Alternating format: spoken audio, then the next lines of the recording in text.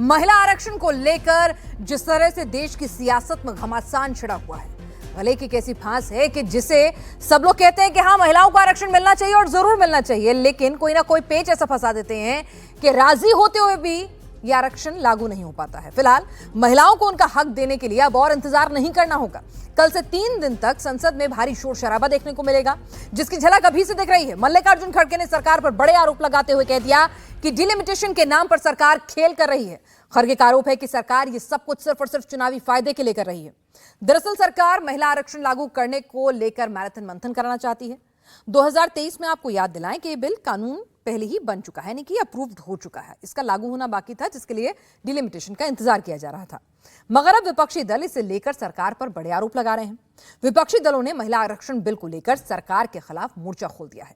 सरकार चाहती है कि 2029 से ही महिलाओं को 33% आरक्षण का लाभ मिलने लगे। सरकार डिलिमिटेशन कर लोकसभा की सीटें 543 से बढ़ाकर 850 करना चाहती है। खुद पीएम मोदी पिछले 2 दिन में 2 बार ये बात कह चुके हैं। उन्होंने बाकायदा एक ओपन लेटर लिखकर सरकार के इंटेंशंस को भी सामने रखा। तो वहीं विपक्षी दल महिला आरक्षण की आड़ में डिलिमिटेशन की साजिश का आरोप लगा रहा है कि जब जनगणना हो ही रही है तो भाई आपको इतनी जल्दबाजी क्यों है, क्यों नहीं जनगणना का इंतजार कर लेते। आज इस मामले पर स्ट्रैटेजी बनाने के लिए कांग्रेस पार्टी ने पार्लियामेंट्री स्ट्रैटेजी कमेटी की बैठक की। कांग्रेस का पक्ष है कि जनसंख्या नियंत्रण पर अच्छा काम करने वाले दक्षिण के राज्यों के साथ अन्याय नहीं होना चाहिए। कांग्रेस ने अपना स्टैंड तय कर लिया है कि वो महिला आरक्षण का तो समर्थन करेंगे, लेकिन सरकार को संवैधानिक व्यवस्था का ख्याल रखना होगा।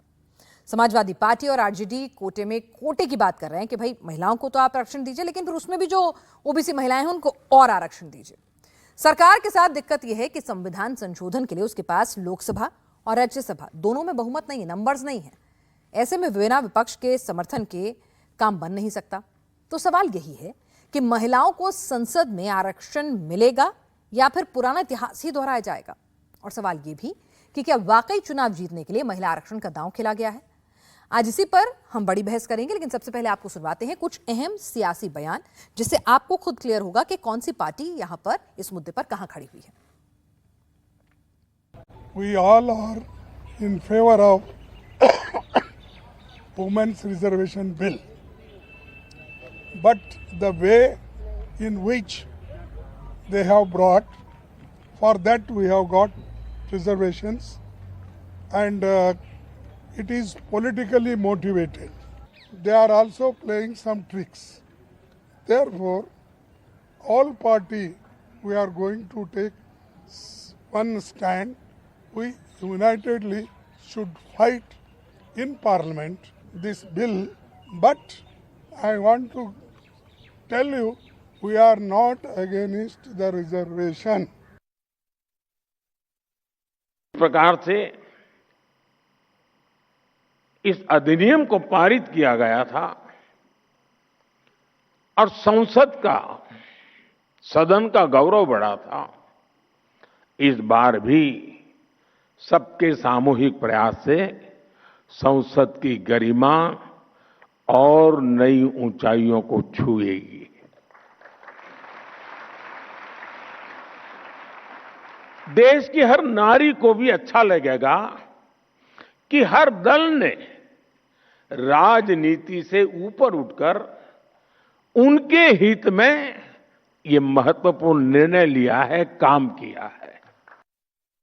सरकार की नियत नहीं है आरक्षण देना, और सेंसस, डिलिमिटेशन और उसके बाद आरक्षण, उन्हें ये बताओ क्षेत्र कौन सा होगा महिलाओं का जो चुनाव लड़ेंगी। 1/3 का मतलब हुआ कि आप गिनोगे, अब आबादी बढ़ गई, आबादी कितनी है उसकी गिनती की नहीं, तो जब गिनती आपने नहीं की तो इसका मतलब आरक्षण आपकी नियत में नहीं है। और जो व्यवस्था दूसरे तरह की है, जो आरक्षण आप दे सकते हो, उस व्यवस्था को लागू नहीं करना चाहते हैं।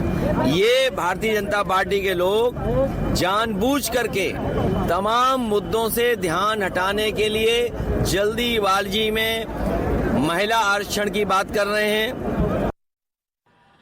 आरक्षण के अंदर आरक्षण ओबीसी के लिए, ईबीसी के लिए, एससी और एसटी के लिए मिलना चाहिए, और ये पहले से हमारी पार्टी का स्टैंड है। भले ही इसको 50% कर दीजिए। 33 के लिए तो कोई आराम से राजी नहीं हो रहा है और उसके लिए हर कोई कहता है कि राजी हूं। ये एक ऐसा बिल है जिसके लिए सब राजी हैं लेकिन फिर भी ये लागू नहीं होता है। तो इस बार क्या इतिहास दोहराया जाएगा या चीजें बदलेंगी, और अगर बदलेंगी तो उसके लिए नंबर गेम कितना जरूरी होगा, जरा ये भी आपको समझा देते हैं।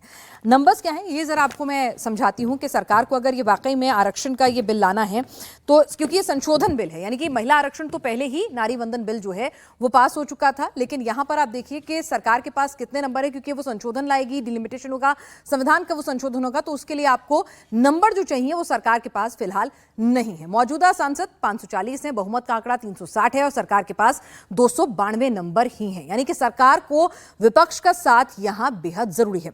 राज्यसभा की अगर बात करें 245 यहां पर आपको मौजूदा सांसदों की संख्या है, बहुमत का आंकड़ा 163 है और सरकार के पास नंबर है 141, यानी कि विपक्ष की हामी इस बिल में जरूरी है। जब सरकार भी ये जानती है कि विपक्ष के बिना ये बिल पास नहीं हो सकता है, तो फिर जो इसके संशोधन है, क्योंकि मैं फिर से कह रही हूं कि ये अमेंडमेंट बिल है, नारी वंदन बिल पहले से ही पास हुआ है, उसमें जो अमेंडमेंट्स किए जा रहे हैं कि इसको कब से लागू करना है, किस तरह से डिलिमिटेशन होना है, तो यहां पर अब आप देखिए कि अगर नंबर से इसको सही मायनों में पास कराना है तो विपक्ष की सहमति होना बेहद जरूरी है।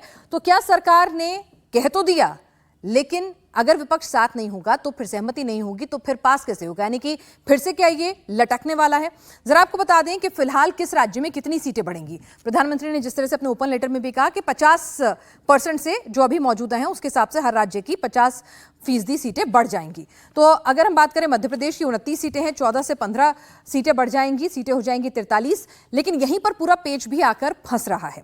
आपको बता दें कि यहां पर कहा जा रहा है कि भाई जो नॉर्थ के स्टेट्स हैं तो वहां पर पहले से ही सीटें जाते हैं और उसके बाद अगर ये 50% के हिसाब से बढ़ती हैं तो जो रिप्रेजेंटेशन होता है ना, कि जो संसद के अंदर जो टोटल सीट होते हैं, एब्सोल्यूट नंबर्स जो होते हैं, उसके अंदर किस राज्य की वेटेज जो होती है वो वेटेज बदल जाएगी। अभी भी वेटेज में अंतर है लेकिन उतना अंतर नहीं है, फिर वो वेटेज बहुत ज्यादा अंतर से दिखने लगेगी। और यही दक्षिण के राज्यों की समस्या भी है कि भाई आप जो हैं लाएंगे तो ये बिल, लेकिन फिर उसमें ऐसा लगेगा कि पूरा का पूरा जो वेटेज है वो जो एब्सोल्यूट नंबर्स में वो उत्तर भारत के क्षेत्रों का ज्यादा हो जाएगा, राज्यों का ज्यादा हो जाएगा, और कहीं ना कहीं जो हमारी पूरी परिकल्पना है हमारे देश की कि अलग अलग राज्यों का पूरा एक जोड़ है हिंदुस्तान, तो उसमें कहीं ना कहीं जो राज्यों की जो भूमिका होती है, उनकी जो वेटेज होती है वो दक्षिण के राज्यों की अगर कम होगी, नॉर्थ ईस्ट के राज्यों की कम होगी, तो ये एक डिस्प्रपोर्शन होगा।